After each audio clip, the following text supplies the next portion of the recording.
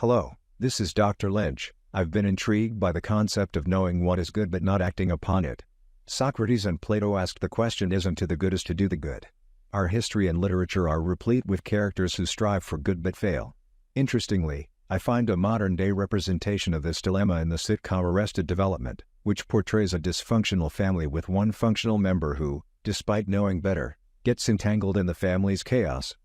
I relate this to an instance from my life when a patient expected me to perform a virtuous act simply because I am a doctor, highlighting the expectation that knowing good equates to doing good.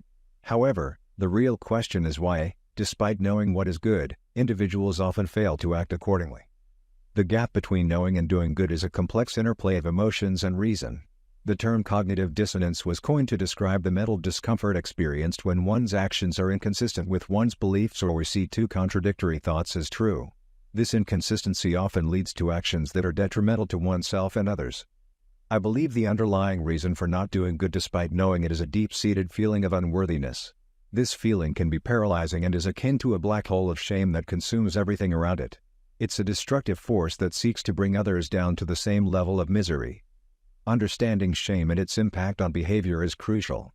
It is this understanding that has allowed me to maintain my sanity and civility. It has enabled me to participate in the good to some extent. The recognition of shame in others is what has allowed humanity to survive and show tolerance despite the prevalence of toxic shame. Shame has always been a part of human existence, and it is through empathy and understanding that we can mitigate its effects. The interplay between knowing good and acting upon it is complex and deeply rooted in emotions such as shame, which can lead to feelings of our being unworthy to participate in the good.